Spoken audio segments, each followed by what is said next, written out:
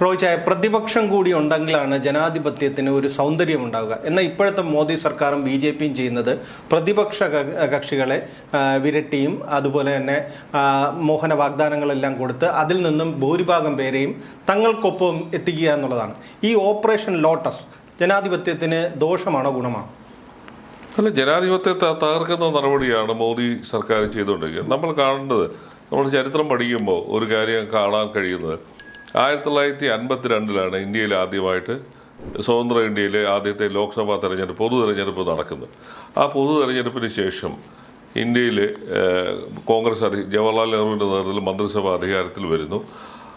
അന്ന് ലോക്സഭയിൽ പ്രതിപക്ഷ പാർട്ടികളുടെ തുച്ഛം മാത്രമാണ്. അന്നത്തെ ഏറ്റവും വലിയ പാർട്ടി എന്ന് പറയുന്നത് കമ്മ്യൂണിസ്റ്റ് പാർട്ടിയായിരുന്നു.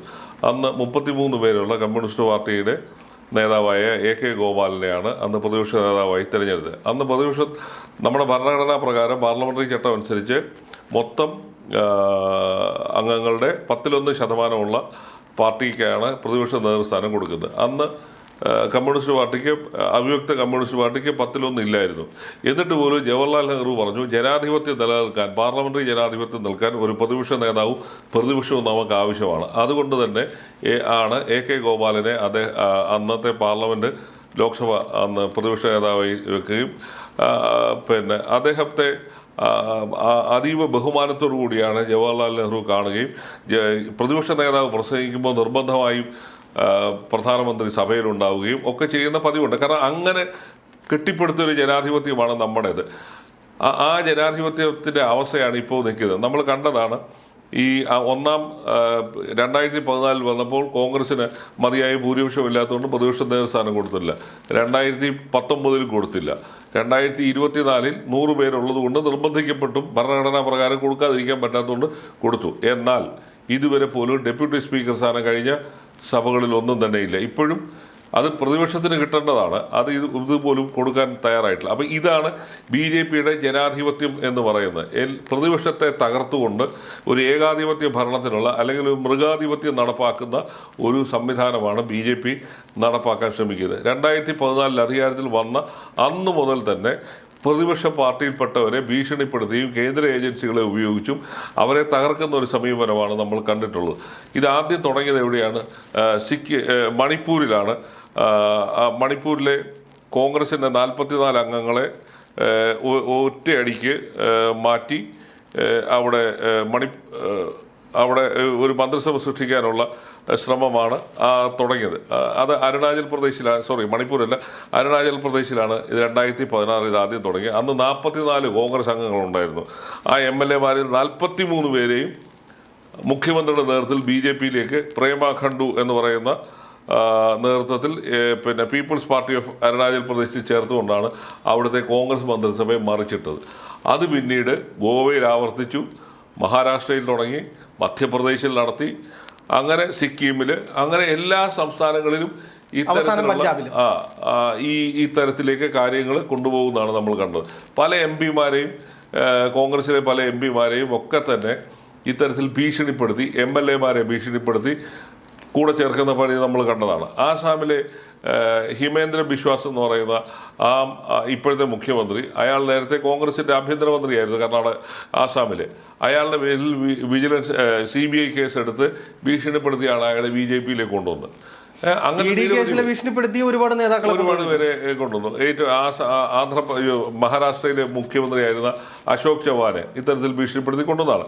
ഇപ്പം നമ്മൾ ഏറ്റവും ഒടുവിൽ കണ്ടത് എവിടെയാണ്? ആം ആദ്മി പാർട്ടിയുടെ 7 രാജ്യസഭാ അംഗങ്ങളെ ഇത്തരത്തിൽ ഭീഷണിപ്പെടുത്തിയോ മറ്റോ അവരെ ED ഉപയോഗിച്ച്, അതിനകത്ത് 3 വ്യവസായികളുണ്ട്, അവരെയൊക്കെ തന്നെ ഇങ്ങനെയാണ് ഭീഷണിപ്പെടുത്തി BJPയിലേക്ക് കൊണ്ടുവന്നിരിക്കുന്നത്. ഇപ്പോൾ ഇനി BJPയുടെ അടുത്ത ലക്ഷ്യം എന്ന് പറയുന്നത് ആം ആദ്മി പാർട്ടി ഭരിക്കുന്ന പഞ്ചാബിൽ 94 ആം ആദ്മി പാർട്ടി MLA മാരുണ്ട്.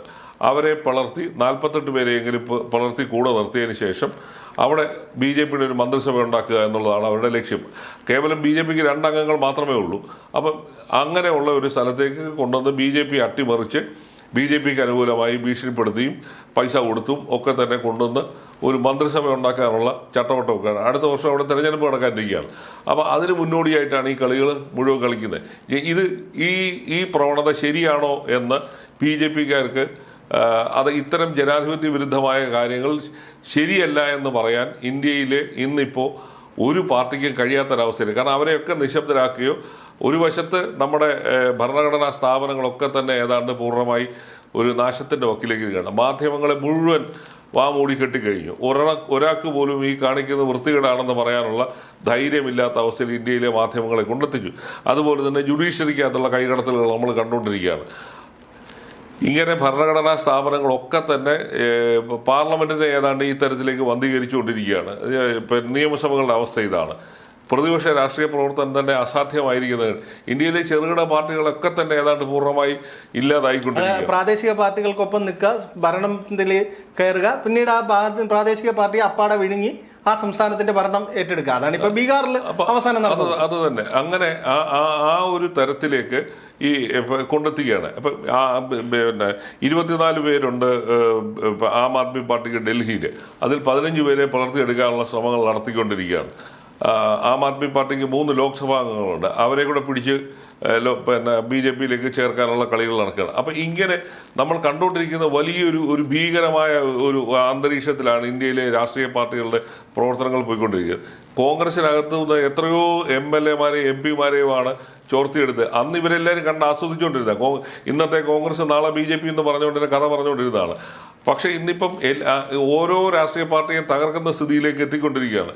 അപ്പോൾ അതിനുള്ള ശ്രമങ്ങളെ ചെറുത്ത് തോൽപ്പിക്കാൻ ഇന്ത്യയിലെ പാർട്ടികൾ ഒന്നിച്ച്, പ്രതിപക്ഷ പാർട്ടികൾ ഒന്നിച്ച് നിന്നില്ലെങ്കിൽ ഇത്തരത്തിലുള്ള അപകടങ്ങൾ ഉണ്ടാകുമെന്നുള്ളത് ഒരു ബോധ്യം. പിന്നെ ഈ പലപ്പോഴും പല രാഷ്ട്രീയ പാർട്ടികളിലെ നേതാക്കന്മാർക്ക് ആശയപരമായ അടിത്തറയോ അല്ലെങ്കിൽ എന്തെങ്കിലും പൊതുജനങ്ങളോട് ഒരു കമ്മിറ്റ്മെന്റോ ഇല്ലാത്ത ഒക്കെ ആണ് നിരവധി പേര്. ഇപ്പം ഈ ആം ആദ്മി പാർട്ടി എന്ന് പറഞ്ഞു അഴിമതിക്കെതിരെ വന്ന ഒരു പാർട്ടിയാണ്. അവർ തന്നെ അഴിമതി ചെളിക്കുണ്ടിൽ വീഴുകയും ആശയപരമായ യാതൊരു ദൃഢതയും ഇല്ലാത്തൊരു പാർട്ടിയായിട്ട് അത് മാറി ഇപ്പുറത്തേക്ക് കാല് മാറിപ്പോകാൻ അവർക്ക് യാതൊരു മടിയുമില്ല.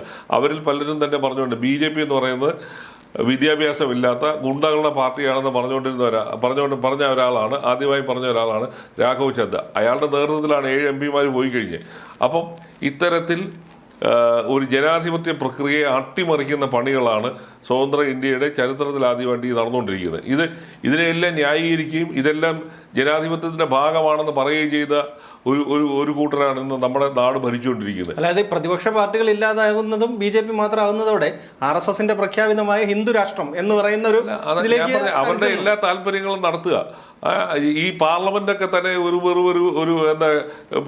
ഒരു ഹാസ്യ സെറ്റപ്പാക്കി മാറ്റുക. ഇതല്ലേ ഈ നമ്മൾ പാർലമെന്റിൽ കണ്ടുകൊണ്ടിരിക്കുന്നില്ലേ? പ്രതിപക്ഷത്തിന് സംസാരിക്കുന്ന വേണ്ടത്ര സമയം കൊടുക്കാതിരിക്കുക.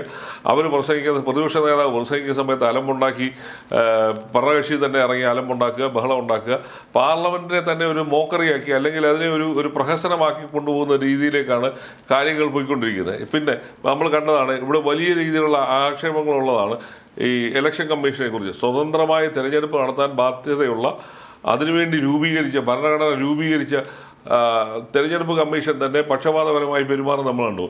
പ്രതിപക്ഷം പറയുന്ന ഒരു ആവശ്യങ്ങളോട് പോലും വേണ്ട രീതിയിൽ പ്രതികരിക്കാനോ തെരഞ്ഞെടുപ്പ് പ്രക്രിയകൾ അട്ടിമറിക്കുന്നത് ചൂണ്ടിക്കാണിച്ചാൽ പോലും യാതൊരു നടപടിയില്ല. ഇപ്പോൾ വരെ നമ്മുടെ നാട്ടിൽ ഇത് തെരഞ്ഞെടുപ്പ് കഴിഞ്ഞിട്ട് ഏതാണ്ട് 1 മാസമാകുമ്പോൾ ഇതുവരെ പോലും കൃത്യമായ തെരഞ്ഞെടുപ്പിൽ എത്ര പേര് വോട്ട് ചെയ്തു എന്നുള്ളതിന്റെ കണക്ക് പോലും പുറത്തു വരാത്ത ഒരു സ്ഥിതി നിൽക്കുകയാണ്.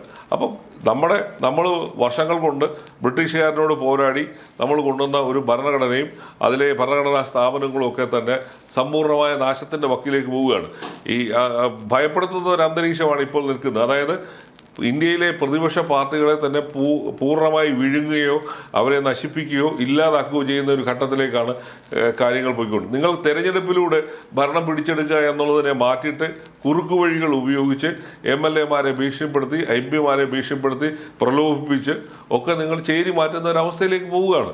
അപ്പം ഇതിന്റെ അൾട്ടിമേറ്റ് ഗുണം എവിടെയാണ് ഉണ്ടാകുന്നത്? നമ്മുടെ ജനാധിപത്യം പൂർണ്ണമായി തകർന്നു പോകുന്ന സ്ഥിതിയാണ്. നമ്മൾ വലിയ അഭിമാനപൂർവ്വം പറയുന്നതാണ് ഇന്ത്യൻ ജനാധിപത്യത്തിന്റെ മാതൃകയാണ്, അല്ലെങ്കിൽ ലോക ജനാധിപത്യത്തിന്റെ മാതൃകയാണ്, അല്ലെങ്കിൽ ജനാധിപത്യത്തിന്റെ മാതാവാണ് ഇന്ത്യ എന്നൊക്കെ പറയുന്നത് സങ്കല്പം തന്നെ പൊളിഞ്ഞു പോയിക്കൊണ്ടിരിക്കുകയാണ്. ഇല്ലേ? ഈ തരത്തിലാണ് ഭരണകക്ഷി അവരുടെ സ്വാധീനം ഉപയോഗിച്ച് അന്വേഷണ ഏജൻസികളെ ഉപയോഗിച്ച് ജനാധിപത്യത്തെ പൂർണ്ണമായി തകർക്കുകയാണ്. ഇത് കണ്ട് പലരും മിഴിച്ചു നിൽക്കുകയാണ്. ഇതിനെതിരെ ഒരു പ്രതിഷേധം സംഘടിപ്പിക്കാനോ ഇത് പാടില്ല എന്ന് പറയാനോ ഉത്തരവാദിത്തപ്പെട്ടവർക്ക് ആർക്കും കഴിയുന്നുമില്ല.